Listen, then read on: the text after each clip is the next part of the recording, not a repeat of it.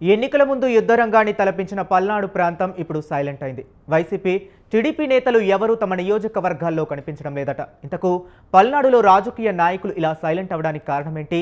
Have a look.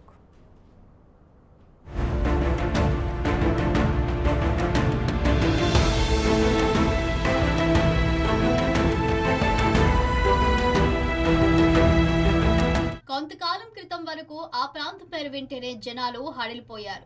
ఏ క్షణంలో ఏం జరుగుతుందో అర్థం కాక అక్కడి ప్రజలు ఆందోళనతో గడిపారు. రాజకీయ ఆధిపత్యం కోసం రెండు పార్టీల నాయకులు రక్తం చిందించే స్థాయికి వెళ్లారు.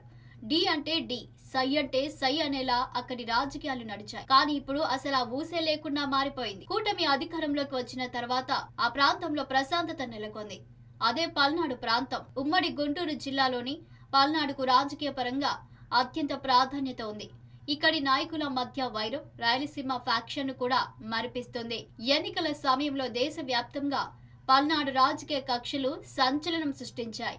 ఏ నోట విన్నా పల్నాడు మాటలే వినిపించాయి. కానీ ఇప్పుడు ఆ పరిస్థితి లేదు. కీలక నాయకులు ఉన్నా ఈ గొడవల జోలికి వాళ్ళు వెళ్లడం లేదంట. గతంలో కర్రలు పట్టుకుని తిరిగిన నాయకులు అందరూ సైలెంట్ మోడ్లోకి వెళ్లిపోయారట.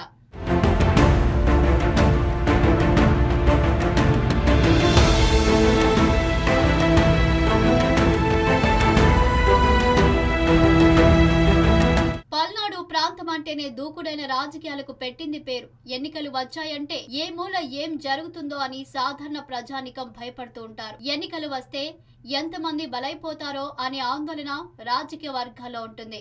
మొన్న అసెంబ్లీ ఎన్నికల సమయంలో కూడా పల్నాడు రాజకీయ కక్షలు బయటపడ్డాయి.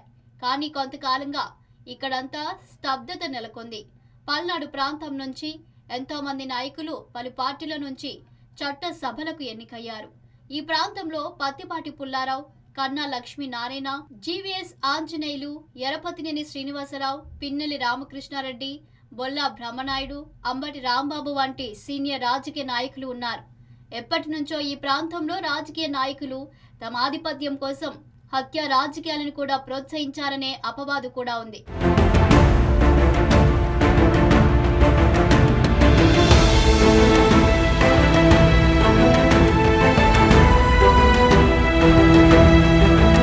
ఏపీ అసెంబ్లీ ఎన్నికల ముందు నుంచే పల్నాడులో వర్గ విభేదాలు రాజుకున్నాయి. పోలింగ్ రోజు టీడీపీ, వైసీపీ మధ్య ఆధిపత్య పోరు పీక్ స్టేజ్ కి చేరుకుంది. ఇక ఎన్నికల తర్వాత వినుకొండలో రషీద్ అనే యువకుడి హత్య సంచలనంగా మారింది.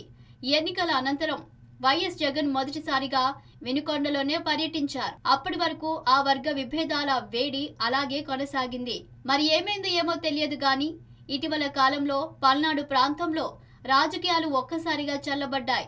ఈవీఎంల ధ్వంసం, టీడీపీ నాయకులపై దాడి కేసులో పిన్నెల్లి రామకృష్ణారెడ్డి నెల్లూరు సెంట్రల్ జైలుకు వెళ్లారు. ఆ తర్వాత బెయిల్పై విడుదలై అసలు పల్నాడు వైపు రాలేదు. ఆయన బెంగళూరు వెళ్లిపోయి అక్కడే ఉంటున్నారు.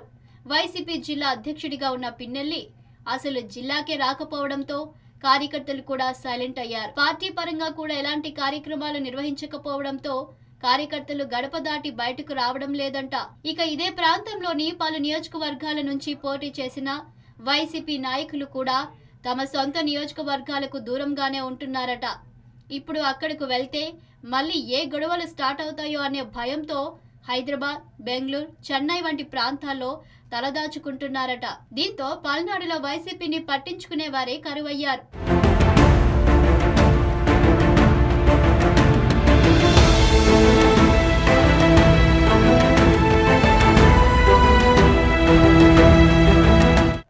ప్రభుత్వం అధికారంలోకి వచ్చినా టీడీపీ ఎమ్మెల్యేలు మాత్రం సైలెంట్ గానే ఉంటున్నారట. పల్నాడు ప్రాంతానికి చెందిన కొందరు సీనియర్ ఎమ్మెల్యేలు మంత్రి పదవి వస్తుందని ఆశలు పెట్టుకున్నారట. కానీ చంద్రబాబు నాయుడు మాత్రం ఎవరికి కేబినెట్ లో స్థానం కల్పించకపోవడంతో సదరు ఎమ్మెల్యేలు నియోజకవర్గం దాటి బయటకు రావడం లేదంట. అధికారంలో ఉన్న నాయకులు మౌనంగా ఉంటుండడంతో క్యాడర్ అసంతృప్తితో ఉన్నారట. టీడీపీ కూడా పార్టీ పరంగా ఎలాంటి కార్యక్రమాలు చేపట్టకపోవడంతో కార్యకర్తలకు ఏం చేయాలో పాలుపోవడం లేదంట. సీనియర్ నాయకులు కేవలం నియోజకవర్గాలకే పరిమితమవుతూ జిల్లా రాజకీయాలను పట్టించుకోకపోవడం మానేశారట. ఎన్నికలకు ముందు దూకుడుగా వ్యవహరించిన నాయకులు కూడా అధికారంలోకి వచ్చినా సైలెంట్ గానే ఉంటున్నారట. ఎన్నికలకు ముందు రణరంగాన్ని తలపించిన పల్నాడు ఇప్పుడు పూర్తి నిశ్శబ్దంగా మారిపోవడం రాజకీయ వర్గాలను సైతం ఆశ్చర్యానికి గురి చేస్తుందట.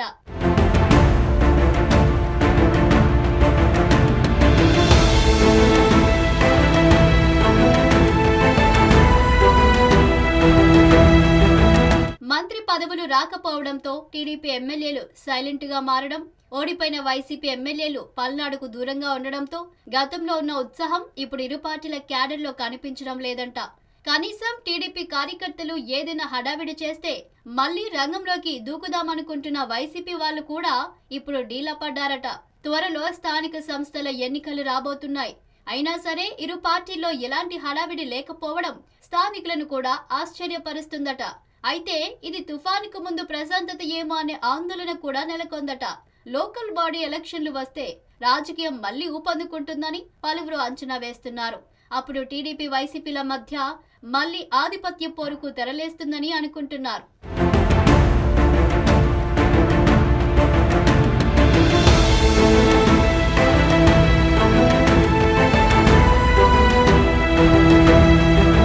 కాగా పల్నాడు రాజకీయాలను టీడీపీ వైసీపీ అధినేతలు కూడా పట్టించుకోవడం లేదంట. వైసీపీ జిల్లా అధ్యక్షుడు పల్నాడుకు దూరంగా ఉంటున్నా ఒక్క మాట కూడా మాట్లాడడం లేదంట. జిల్లాలో పార్టీ కార్యక్రమాలను నడిపించే నాదుడే లేడని వైఎస్ జగన్ కు ఫిర్యాదు చేసినా పిన్నెలినే అధ్యక్షుడిగా కొనసాగుతాడని ఖరాఖండిగా చెప్పారట. పల్నాడు ప్రాంతంలో దూకుడైన రాజకీయం చేయాలంటే పిన్నెలితోనే సాధ్యమని జగన్ నమ్ముతున్నారట. అందుకే ఆయన్ను మార్చడానికి జగన్ సుముఖంగా లేరట. పిన్నెల్లి మాత్రం జిల్లా రాజకీయాలను కాదు కదా, కనీసం తన సొంత నియోజకవర్గమైన మాచర్లను కూడా పట్టించుకోవడం లేదట. పరిస్థితి ఇలాగే కొనసాగితే స్థానిక సంస్థల ఎన్నికల్లో పార్టీ ఎలా పోరాడుతుందని కార్యకర్తలు ఆందోళన చెందుతున్నారట.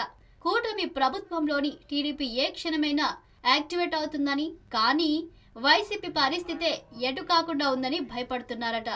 మరి పల్నాడులో వైసీపీ టీడీపీలు ఇదే నిశ్శబ్దాన్ని కొనసాగిస్తాయా, లేదంటే మళ్ళీ ఫ్యాక్షన్ రాజకీయాలకు తెరతీస్తాయా అనేది వేచి చూడాలి.